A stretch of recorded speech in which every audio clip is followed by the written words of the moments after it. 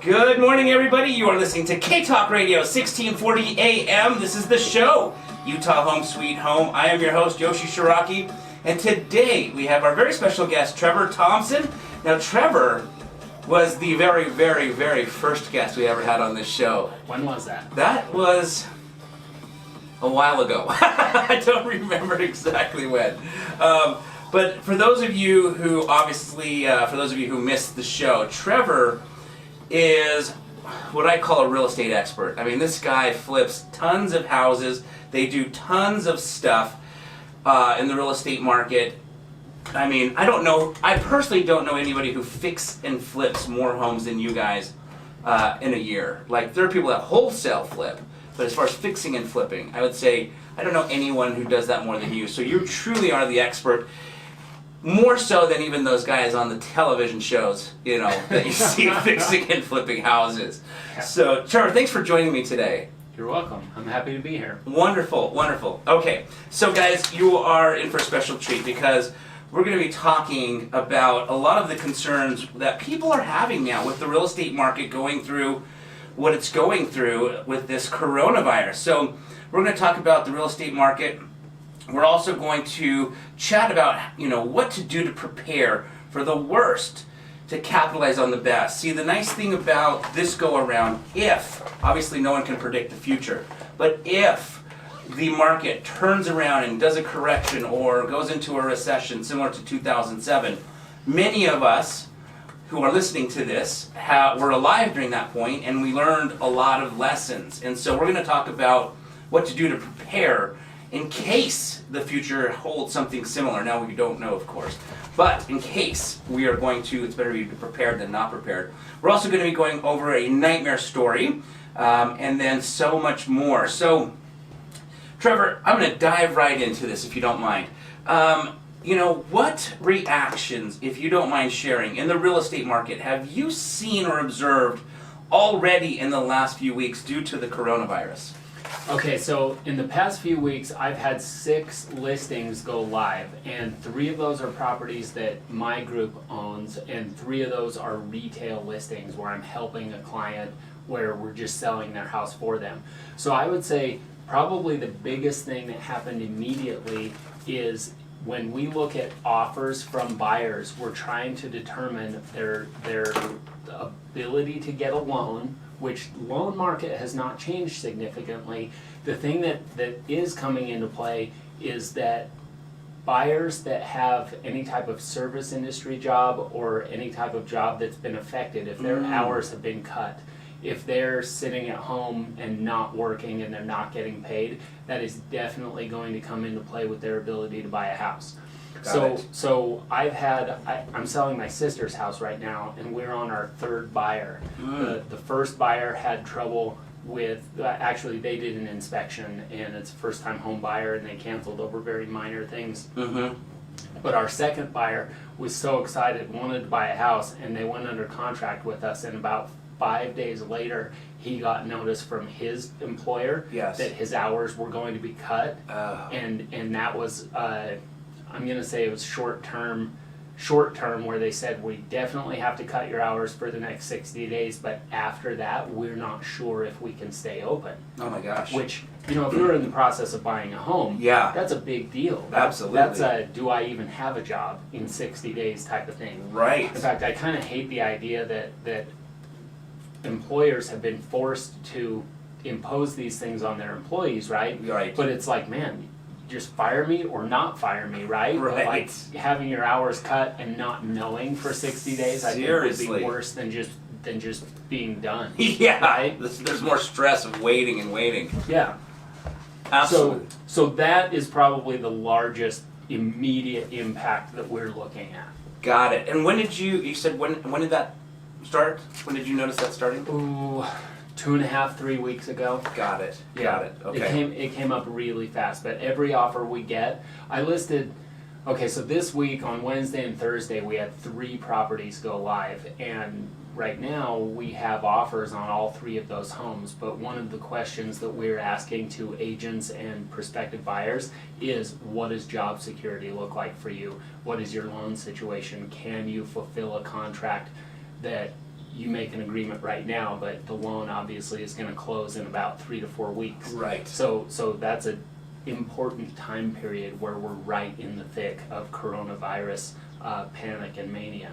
Absolutely. That information is incredibly valuable for anybody out there who's a for sale by owner, right? Because they don't have a pulse on the market like you do, or let's say people that are doing this regularly to feel that, to know that's happening.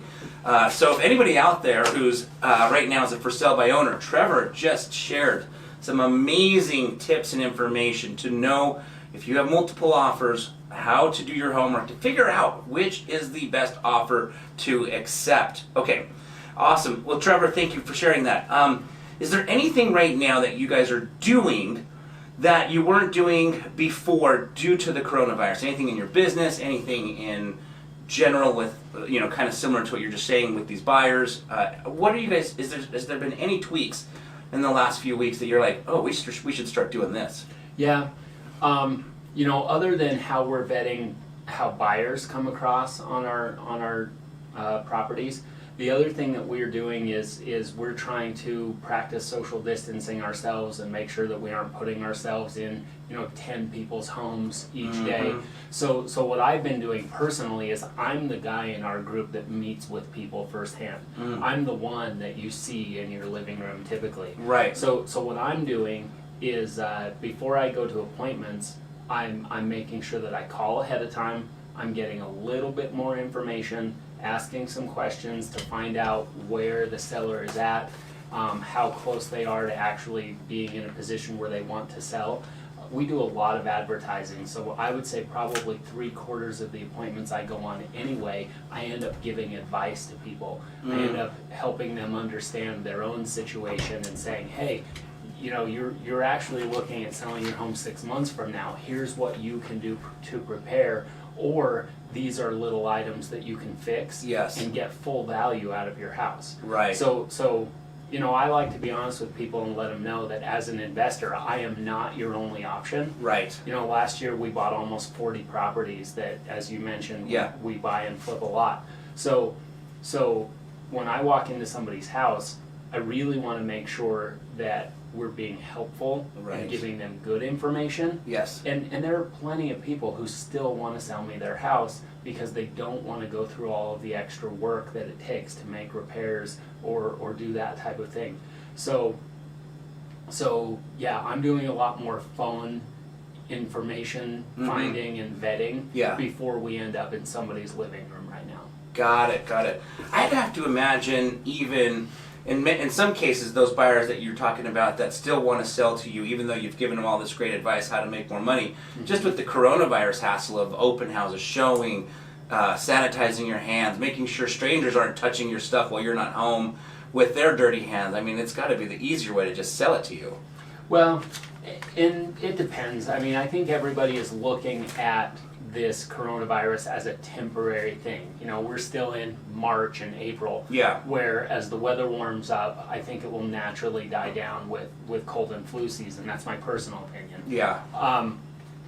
And when we give people advice, everybody wants as much as they can, but everybody has different needs. So my first goal and my first question is to really find out from a seller, what are they really after? Everybody wants as much money as they can get. Right. But as much money as you can get that also fulfills your other goals. Right. Okay? So this week I'm buying a house from two brothers who own their father's property. He passed away several years ago. They've had the property as a rental in the meantime, and I walked in and it's rent ready. This is a house that we could take some pictures. It's not a brand new flip, but we could take some pictures and we could put the house on the market and it would sell in 45 to 60 days. Got it. And as I'm standing in the driveway talking with them about their situation, I told them, you can make anywhere from $15,000 to $20,000 more. Let's just put a sign in the yard. I'll do it for you. I'll put my sign in the yard, we'll sign a listing agreement, and we'll have people come through. And these two brothers, they're not hurting, the house is paid for.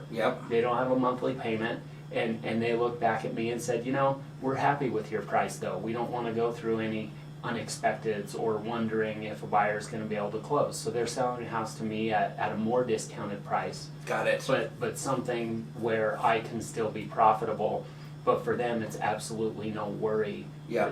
I mean, it's a done deal. We did a couple of inspection tests. Yep. And we're going to be closing on, I think it's April 3rd is our settlement deadline. Okay. Which is, what is that, Friday next week? Yeah.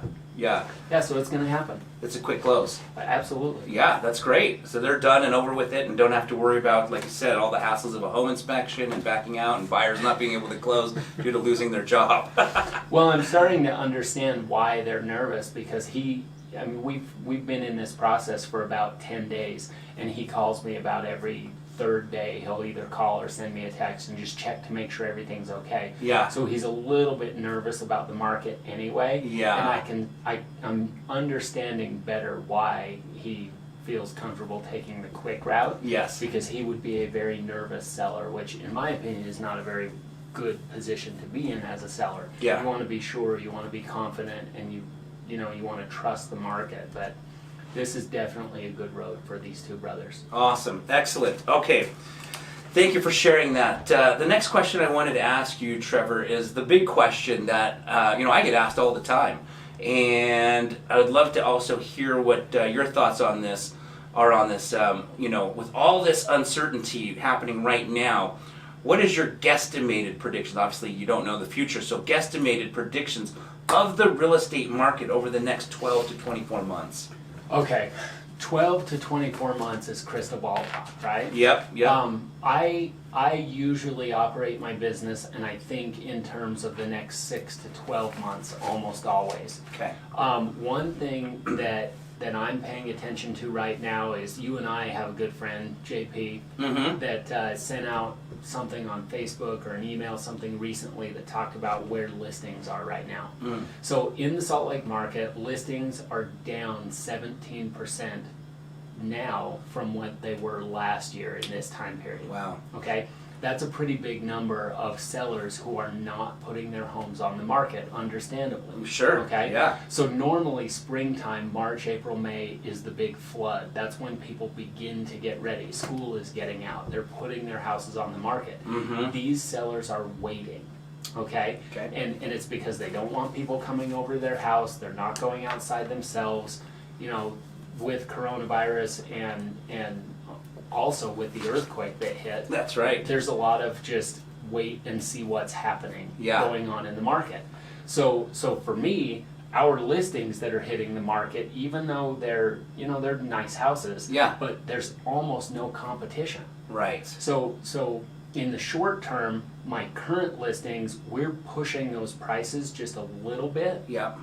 And I don't want to discourage buyers from going out and looking. If you need a place to live, you need a place to live. Right. But as owners and investors, we know that. Yeah. And we're pricing accordingly because there's almost no competition. All three of the homes that I listed this week, there are maybe one or two other houses in those neighborhoods. Wow. So to me, that's been really interesting. What do I think that's going to turn into? I think that when we get 60 days down the road, we're going to see a big flood of houses hitting the market. I think weather's going to warm up. The coronavirus hysteria will pass at least somewhat, and people will go outside again. And when they do, we're going to see May and June where everyone wants to sell. But because of so much pent-up demand, I think that there's going to be a lot of people that scramble in frenzy to buy those properties because now they'll finally be available on the market. Right. So in the short term, I think it's, we're having a little bit of a low spot right now and everybody's discouraged. Well, some people are discouraged. I'm not. Yeah. I mean, in the past 2 weeks, I put 4 houses under contract. We're buying. So if the numbers make sense. But I think that in the short term, there's going to be a quick rush still at the beginning of the summer. I expect that to go a little longer into the summer just because people's plans will be pushed back a month or two as long as it's a short-term period with coronavirus. Yep. Into the end of this year, we're still in an election year nationally. I think the government will try and do everything they can to maintain economy, although I feel like they're making some poor decisions right now. I feel like people are going to become dependent on unemployment checks and, you know, the stimulus bill. Yeah. These are things that could cause people to not begin working again as quickly as they could. Right. Anyway, I don't want to get into that type of topic, but for the next year out, I don't know. I don't typically look further than a year. I operate very much in the now because we're a flipping business. Are we buying properties to hold? Yes, if they cash flow. Perfect. Awesome. You know, a question that I'm starting to get is, people are obviously worried about a potential recession. In some people's opinion, it is already a recession. I have a buddy who's a business owner, and he's looking at laying off 4 people. In his mind, we're in a recession. He's like, if I have to lay off 4 people, 4 of my best workers who I love, I'm dying to do this. And they have no idea they're about to get laid off. Only I know because we were chatting. In his mind, he's like, we're in a recession. He's like, I don't care what anybody says. I'm feeling a recession right now. So I think that's this kind of feeling that a lot of people are feeling. Do you have any tips on those that are wondering what's the best way to prepare for another financial recession if one was to come, like 2007, in regards to real estate? Obviously not in regards to your life in general, but do you have any tips for people, like, you know, for instance, hey, it's a great time right now to stop your Netflix subscriptions and all those things, you know? How would we live without Netflix and Disney Plus right now? Right. Okay, so I feel like we have to look at ways that we can generate income and support our families in the event that of we need to be prepared for what happens with our job.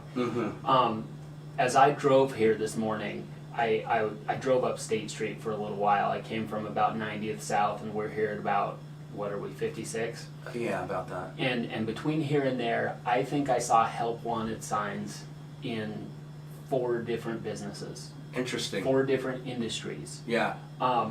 There's plenty of demand in the marketplace. I think that what there's less demand for, obviously right now, are you know, things that are very service oriented, but in Salt Lake there's still a lot of building, construction, infrastructure, all of the things that make life actually work and help work happen. Those supporting jobs are in very high demand. It's hard for somebody who has a bachelor's degree to take a job where it's more physical. Right. But I know when I lived through the recession in 2007. I became a real estate agent in 2005, and in 2007, 2008, my business died. Right. And I have a very hard time sitting in one place, and I've never collected an unemployment check because I was in real estate. Yeah. Your business just goes down. You don't have an employer, right? Right. Other than yourself. So for me personally, I went out and I think I worked 4 different jobs from 2007 to 2010. And I bounced through a few different industries before I mean, I always had my real estate license. Yeah. But I always did something else also. So until I met you probably in about 2012, sometime that year. Right. At that time, I was back working full time in the real estate industry as a property manager. Right. But you know, through those years, I worked in several different things. I worked in the hot tub industry. I worked in insulation sales. I worked in credit card processing, which is a very different world from real estate investing. Right. And you know, there are several. I sold construction products and windows for a while as well, which there's a lot of money to be made if you can sell. Yeah, and you're good at that. Well, I've gotten better over the years. Awesome, excellent. Well, thank you for sharing those tips. We are going to take a commercial break right now, and when we come back, Trevor's going to share the nightmare story. I've always enjoyed learning from other people's mistakes if I can. I've made plenty of mistakes and had plenty of nightmares happen to me. They've been the most learning experiences I've ever had. But if I can learn from somebody else's nightmare, I find that to be very valuable. So you're not going to want to go away. We'll be right back.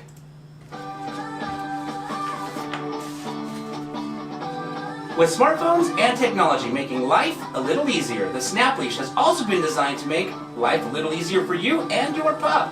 Whether you're out on a stroll in the park, or possibly a walk through the city, or maybe even a hike up in the mountains, the Snap Leash is the perfect leash for you.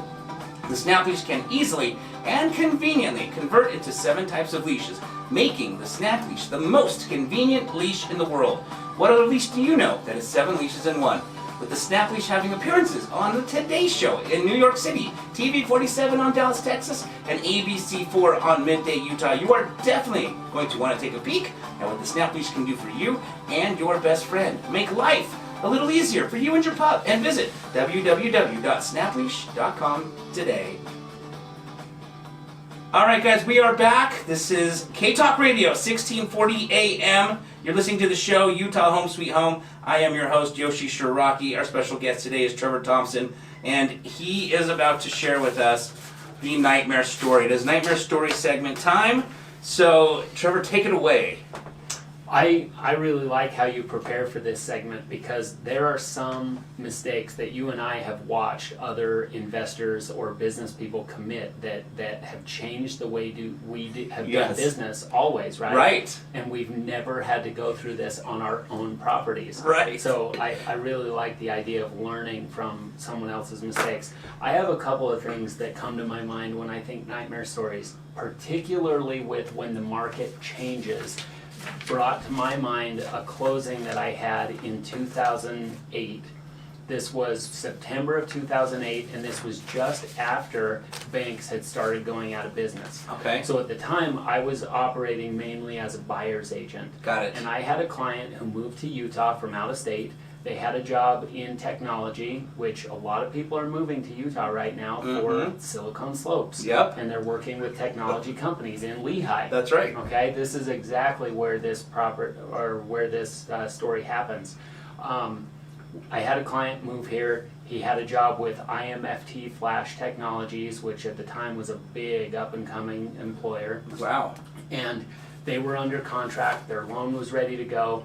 And banks started going out of business. Scary. And their loan became in jeopardy of maybe we won't be able to close. And in a matter of about 7 days, maybe a week, okay, their interest rates jumped 2%, wow, 3%, 4%. And where they had been looking at a loan in the 5% range, they were now facing, you can still buy your house, this bank will do it, they haven't closed, but their interest rate is 9%. Whew. And this is the only closing. I've been a real estate agent since 2005, so 15 years, and this is the only closing I've ever sat at the closing table and looked my client in the eye and said to them, you do not have to sign. Your earnest money will be gone. Yeah. But the financing clause in a purchase contract gives you the right to walk away, right, because financing is unacceptable. Yeah. And, you know, I found myself encouraging them not to sign. Yeah. And of course, that's a very difficult situation where there's pressure and you're thinking about moving into this home and you've been excited for it for, you know, a month as it goes, and they made the decision to close, to sign. Got it. Okay. So we closed. They moved into the home. And as I think about what happened next, this is what reinforces to me, if you will find yourself in this situation where the market is changing and you're faced with walk away from your home and continue to rent or find another place to live or close on a house with terms that are not good for your family, this put them in a situation where they were right at the very top of what they could actually afford in mortgage payment. Got it. Which meant they had no extra money. Got it. Okay? In 2008, the recession here in Utah at least lasted until, I think, 2011, 2012 is when the actual bottom point in the real estate market was. Right. But the job market was not very nice. And they struggled for 2-3 years making a payment that was really high, and then ultimately they ended up changing careers, moving out of state in a situation where now they couldn't sell their home and they were upside down. Yeah. And you know, looking back at this, they ended up being in a situation where I believe they lost the house, and it turned out not being very good. So this is a true nightmare story from the perspective of the public and the client. Right. My cautionary tale from this is, if terms are changing wildly, consider the possibility of walking away. Mm-hmm. You might be in a position where you have to rent at a high rate temporarily. Right. But as the market corrected in 2008, 2009, if you remember, rental rates were very affordable because there were a lot of empty houses that investors owned. Yep. Okay? Yep. In fact, I know people who were moving into properties and paying less than $500 in rent only because if an owner had somebody living in the house, it requires less repairs and fix-up, and it keeps the utilities on and functioning, and you'd be surprised how much good it does a house just to have a person living there. So if I had to go through that, I think I would consider not closing on a home that I didn't like, and figuring out the market as a renter in a down market like that until it became a better situation to buy. Got it. You know, interestingly, you say that. I know an investor that owns a fourplex in Sugar House. Okay. These tenants were with him back when they were paying $600 a month in rent. And they weathered the whole recession, and you know, he told them, listen, if you guys stick around, I promise I won't raise the price. In 2020, they're still paying $600. Wow. And now they'll never move. And now they'll never move. You can't replace that kind of rent. No kidding. In Sugar House. Yeah. That's like insane. That is fantastic. Thank you for sharing that, Trevor. I know you'd mentioned you had another one. If you don't mind sharing, I'm definitely interested in hearing. Oh, we have no shortage of nightmare stories. Neither do I. You know, my job is different with almost every client. And this last summer, so maybe about 9 months ago, I had 2 clients at the same time, one in Ogden and one in Magna. And the one in Magna, I met with them, and they had a buyer that was already ready to buy their house, and they weren't quite sure if that one person was going to do it. But I told this client, you know what? If you have the buyer, if we don't have to put the sign in the yard, if we don't have to advertise, what I can do for you is manage the transaction. Mm-hmm. And when I manage a transaction like that, typical real estate agent rates are anywhere from 6% is, you know, par, right? Yeah, right. So I tell people I will manage the transaction for 1%. Got it. Okay? What we do is we look over the contract, we coordinate with the title company, we work with the lender, and basically it's minimum services. Yeah. But it's services that are important for somebody that doesn't know how to do what they're doing. Right. Okay? Yep. So that happened, that transaction happened flawlessly. That buyer did purchase the transaction.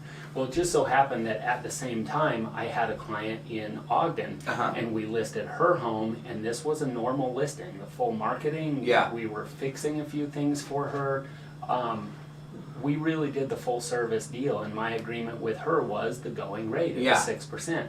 Well, when we got to closing, they both closed the same week, and I had a challenge where my title company knew what the numbers were correctly for the Magna house. Yes. And somehow incorrectly also applied that number to the Ogden property. Oh gosh. So we got through closing, and I have to admit, on the day that I went to closing, I was there. Yeah. I was at the table, I looked my client in the eye, I said, wonderful, we're moving forward, and I had an appointment to go to, so I left the room right before they went over the HUD settlement statement. Got it. Which is when I would have caught it. Yes.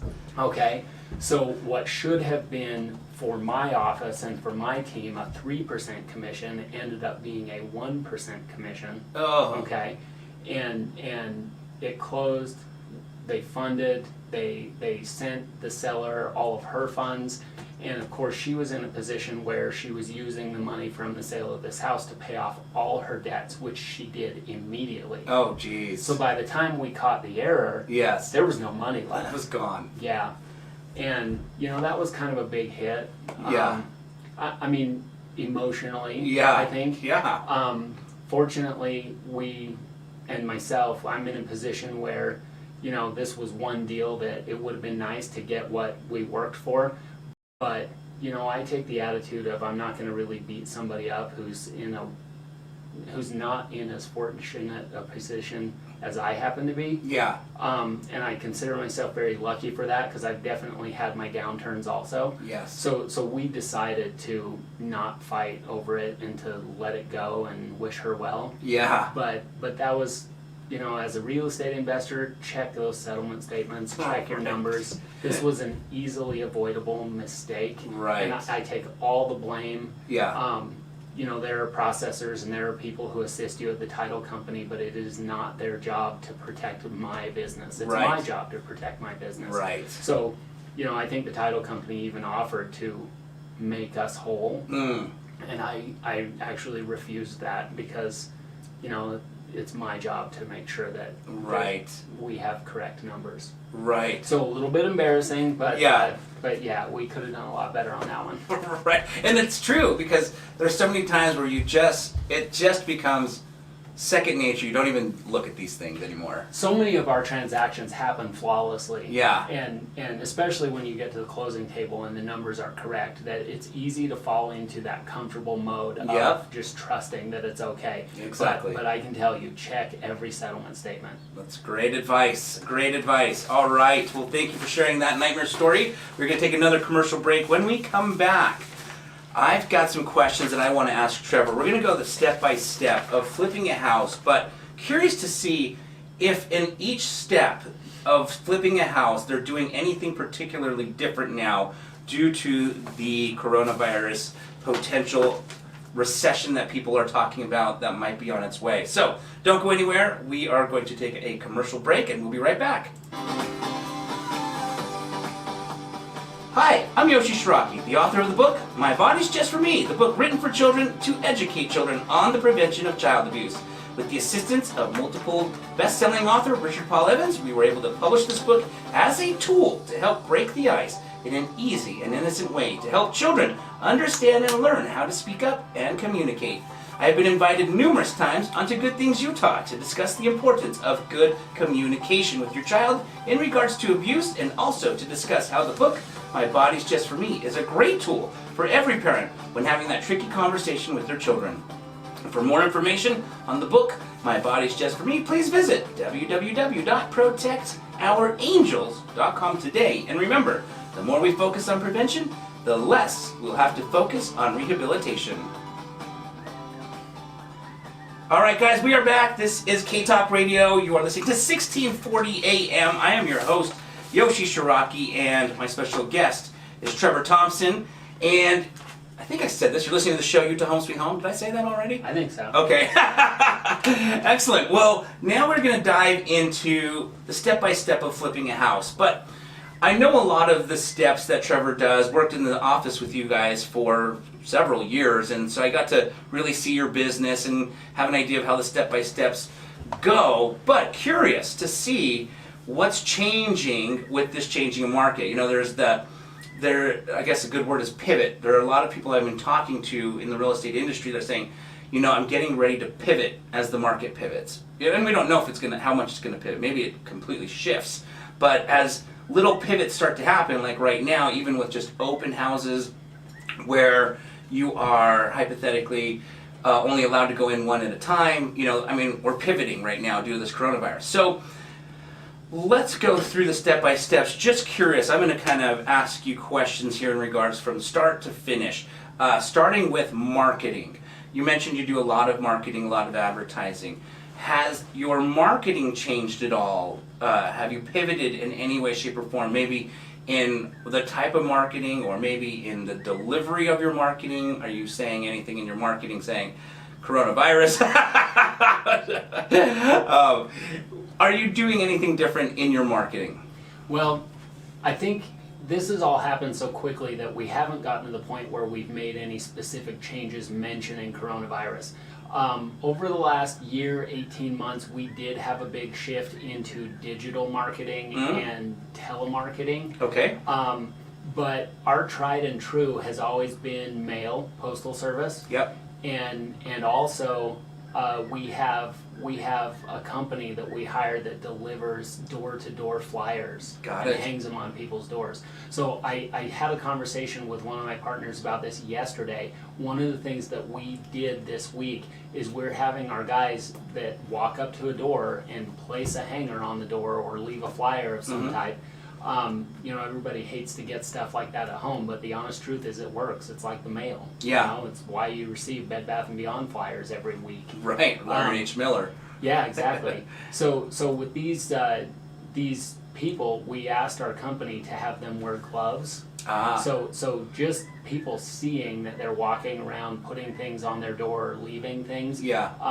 We got a couple of phone calls real quick about, you could be bringing me coronavirus and putting it on my doorknob. So we had the guys put gloves on and change their gloves, and Yes. obviously we want them to carry hand sanitizer as well. But just those little things in the perception of the people that we potentially want to meet with. Right. But we also do a lot of digital online marketing, and we try to be personal in that, not just paying pay-per-click ads. But in fact, we do very little pay-per-click. We do most of our stuff is organic, where it's people searching for us and they find us. Got it. So a lot of digital, a lot of telemarketing, a lot of specific list type stuff of certain situations on properties is what we're looking for. And those all hopefully work out in the end, but advertising, it's a numbers game, right? It's a numbers game, absolutely. Guys, if you're listening and you've ever thought about getting in the business of flipping houses, you've seen those awesome shows, I promise you right now you've got an expert that you're listening to who does more than some of those guys that we see on television, who, I for those of you who don't know, I dabbed in entertainment for a long time in New York City, and a lot of those reality shows are anything but real. And I can tell you right now, Trevor does a lot of deals. So if you ever thought about investing in real estate, flipping houses, pay attention right now, because Trevor's sharing some amazing stuff. Okay, so Trevor, the next step, let's say after you've now got the opportunity to meet with somebody, they've called you on your marketing piece, what are you doing differently now, just out of curiosity, when you go to meet these people? I mean, good old handshake was something that I did with all my clients, and now it's like, hey, just out of being courteous, are you practicing isolation? Social distancing. Yeah, social distancing, Yeah. because I don't want to reach out and make them feel uncomfortable. Yeah, for about 2 weeks, I don't think I've shaken somebody's hand, and at first it was awkward. I think now everybody understands exactly Yes. what you're doing. Yes. I mentioned at the beginning of this show that I'm doing a lot more of verifying the quality of an appointment before I go on the phone, and in having that conversation ahead of time. So by the time I get there are specific things that I'm looking for. I need to see the condition of the home. I need to see what work and what repairs that it needs. So now as I'm going to houses, I think it's more purpose-filled, and it's less about the getting to know you stage. Yeah. But I've always been a person who, in sales or in business or anything, I really feel like being face to face with somebody and being able to look that person in the eye builds so much more trust and assurance than talking with somebody on the phone. There's still a level of detachment. So yes, I want to meet with people. We're trying to figure out how we can do that. I said before that obviously not every house we walk into we end up buying, so my goal is to be helpful and give them useful suggestions. And I always tell people, laughing a little bit, but it's true, my advice is worth what you pay for it. Right. Because it's only valuable to you if it's useful. Yeah. And if you do it. Right. So yeah, we want to be helpful to people, number one, and whether or not I buy their house, I would still rather see somebody be successful or improve their position, maybe off of just something that I told them. That's awesome. Yeah. Very cool. Okay.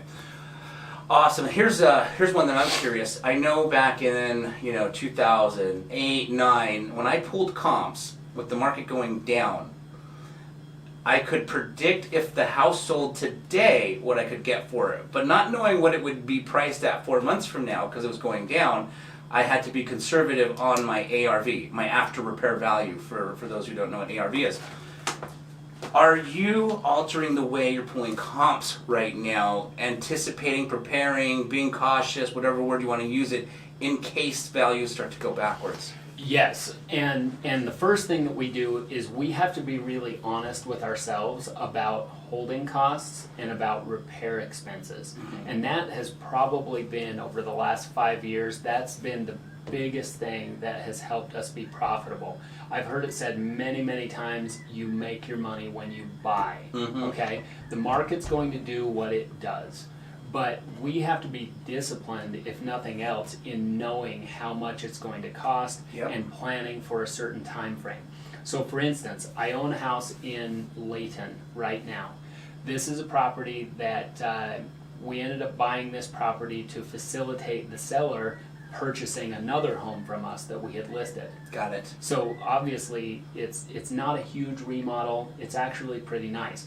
But when I went through the numbers of where I need to be, I plan on holding the property for 6 months. Got it. Okay? At this point, let's see, we're still in March, right? So we bought that property on March 3rd. And my plan is hold the property for 6 months. Yep. So I have to account for that much of expense. Well, this house didn't need a whole lot of work. We listed the property, that's one of them we listed on Wednesday. Got it. So if all goes perfectly, I'll own this property less than 60 days. Nice. But I'm still planning on expenses for 6 months. Smart. Now the other thing that we noticed was when I evaluate a property, I try to guess where I think it's actually going to sell. And I agree with you, when you buy it, you don't actually know what your list price is going to be. And it could go up or down. Right. In this particular case, we ended up raising the price a little bit. But there are situations where, I kick myself over this one. I have one house right now that we listed about 2 weeks ago, I guess. And we bought this property in July. I was very optimistic about the market last summer, and I paid too much for it initially. Got it. Okay. I bought the property for $200,000. I planned on it being a short-term hold and a light remodel. Got it. Both of those things have not happened. Ah. So this property kind of gives me a little knot in my stomach, because not only have I owned it now for 9 months, we also ended up doing a complete remodel. Oh, wow. We probably spent $40,000 when I would have liked to spend $15,000. Got it. So with that compiling with owning it for too long, spending a lot more money than I initially planned, right now we're trying to see how much of our money we can actually get back. But we absolutely know we're going to be negative on this house. Got it. That just eats me up a little bit inside. Sure. It's the Me too. one. On It's mine. the one in the last 3 years Yeah. that we're this upside down in. Got it. Okay. Yeah. So, that still makes me angry. You can probably tell I'm fighting emotions on Yes. this a little bit, just internally. But really, we haven't had a property that we've really lost money on for, it's been a while, because we're really good at what we do. Right. You make your money when you buy. Yeah. So make sure that you plan for those things. And this deal will Yeah. affect how I buy for the next probably years. Yeah. Yeah. Awesome. Are you guys still in hard money on that? Yeah, 9 months into it? Yeah, we have hard money on it. Gotcha. Yeah. Okay. Oh, we're losing our butts. So the reason I asked that, for those of you who are wondering, you can go get a traditional loan at a lower interest rate. Right now, interest rates are fairly low, or you can borrow what we call hard money, and that's the type of loans I use when I fix and flip houses. Everybody pretty much uses hard money or private or money. private money, and it just happens to be more expensive. So when you hold a property longer than you thought, it starts to eat away at your profit real quick. I know all about that. I've got a nightmare story on that as well. Now, in contrast, we have had several properties recently where we've done very well and we've done better than expected. So, if we bought 37 houses last year and we had one that's eating us up, the statistics are still very good. I love real estate. Yeah. And that's why. This one is going to affect how I make decisions, because I don't want it to happen again. Right. But overall, it's not going to put us out of business. Yeah, absolutely, absolutely. Okay, cool. All right, so the next question I have, are you analyzing anything different in your remodeling costs? And let me give you an example of why I asked that, and maybe it's still too soon. In the last week, in the last 7 days, I literally got a call from 3 different contractors that I use, all asking for work. So basically, which is kind of surprising because you know, I hadn't heard, unless I'm calling them, I don't hear from these guys because they're so busy. But there are a lot of people, but basically what I've learned is all these people that were doing home renovation, and they're small contracting companies. They're not like, you know, building the Ivory homes or anything like that. They're small guys. Yeah. And all of these people that were planning on doing the deck, that were planning on finishing the basement, that were planning on doing these home renovations, all canceled on them in the last week. Yeah. So all this work that they had literally just went away in a blink of an eye. You know, with obviously everybody keeping isolated in home, nobody wants people coming into their house. Yeah. So all of a sudden, these contractors don't have work anymore, and they all called me up and said, "Hey, listen, do you have any work? I'm even willing to discount my price." And I was like, "Wow, that's great for me to have a discounted price." So now I'm getting bids on my projects literally this week. You know, some are going today. We know somebody who does roofs, and he went last night, and he's not one who called though. But I'm getting bids on this project that we're getting ready to flip in Taylorsville, and now all of a sudden my numbers are getting better just because these guys are bidding lower. And hypothetically, they're competing now against each other. They don't really know there's 3 of them, but they want to be so competitive for the work that I'm getting a great deal. I don't know how long that'll last, but are you doing anything differently in determining your remodeling costs? Well, having the contractors lose work doesn't magically give me more projects, okay? So what I would love to do is I would love to say, yes, come and work for me and fix all my stuff really fast. And we actually have 5 big projects going on right now. So instead of stretching 3 of our crews, you know, with their time, what we will probably do is we'll bid them out and we'll take on other work as it does become cheaper, okay? The other thing that I'm doing personally is you know, I want to keep our guys working so that they don't go out of business. So I actually began a couple of small projects at my own house. Oh, nice. Because it's very affordable to do. Yeah. So I'm having 2 patio covers built. I'm gonna put some cement behind my garage, and that's something that will make life a little bit better for me. But it is keeping one of my guys who is in that situation of had jobs canceling. I said, you know what? Come on over to my house and start this. I've been thinking about it. Yeah. I've got the cash stored away. I'm definitely not going into debt for this project. Right. Okay? Yep. So if you have a small project and you are in a position to do that and you like your contractor, keep them working. Yeah. Okay? That has it's an opportunity to benefit both of you. Absolutely. But yeah, I would say as contractors are available for work, prices should go down. I don't know. I don't see cost of materials going down. Right. So you're probably looking at labor cost more than anything else. Got it.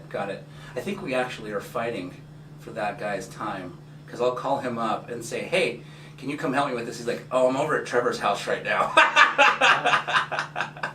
There's a good chance. And I heard what you're doing. It's really, really cool, actually. It is. Yeah. It is. Yeah. Okay. Awesome. So, Trevor, we're coming to the end of our show here shortly, and I'd like to spend a couple minutes on this. I heard, I don't remember, a few years ago, I heard that the last recession that we experienced in 2007, 8, 9, till about, you know, through that period of time, there were more millionaires in the United States that were created over that recession than ever in history. Yeah. And a large number, I don't know if it was the majority, but a large number became millionaires through real estate, because now values have gone dramatically high. For our listeners out there who are thinking about investing in real estate, let's just say that the market does a correction, or we go into a recession, or whatever it is. what advice do you have for people that are thinking, you know what, I want to change my life, I want to get in real estate, I'm tired of doing what I'm doing for a living, to capitalize on if something negative happens in our economy to make it a positive? Yeah. So the first concern I have, having gone through the last recession and really struggling through it myself, what I hear in our circles that we run in and the people that we run with, it's about having cash flow and it's about having liquidity. There's more protection in having cash in your bank account than in having lots of assets, because when the market tanks, if the assets don't take care of themselves, that's a bigger risk than being broke. Yep. When you have one asset that begins to negatively cash flow, that will affect you faster than anything else because the numbers are much larger. Got it. So what am I doing? What are my partners and my friends doing? We're making sure that we are liquid. We want to make sure that we have our cash reserves. If an extended recession happens, I think the best tool you can have is not necessarily cash. The best tool you can have is looking at opportunities and deals through a different light. Okay? Okay. So lots of people think, oh, I'm going to go buy a rental property, or oh, I'm going to buy a second home. And they'll say, hey, I've got $200,000 in this retirement account, I can put that on a property. Right. And you could. I look at almost every property that I can buy. I give the seller options for me to take over their bank financing. Got it. Okay, so I want to purchase things on seller financing that require less cash down out of my pocket. And if it's a banking institution that has a loan on a property, Yes. almost any bank, we can take over the payments and continue to make those payments to the bank. Banks are largely happy with this because their business is earning interest. Right. And that means collecting payments. If you are making the payments, there have to be big economic changes for a bank to get upset about that. In fact, rates have to go up quite a lot before they'll call notes due. As long as you are consistent in making the payments, and if it's a rental property, hopefully your tenant's doing that for you. Right. Which means I don't have to spend very much money on cash. Right. If you can collect assets without spending all your cash, you will be in a better, safer position than if you have a 50% loan to value position on each property that you own. Wonderful, wonderful. Thank you for sharing that. Great advice. Guys, we are at the end of our show. Trevor, how can people get in contact with you if they're looking to sell? My personal cell phone number is 801-712-4797. I would tell people, send me a text message. If you have a property to sell, be quick, be concise. Our time is pretty busy, so be clear in exactly what you want, but I'll say that number again, 801-712-4797. Wonderful, guys. And if you've missed any part of this show, you can rewatch it if you go to www.utahhomesweethome.com, click on the social media links. It will take you to our YouTube channel where these are all filmed and recorded. I want to thank you all for listening. Trevor, thank you for joining me. And I hope you guys all stay safe and healthy and enjoy the rest of your day.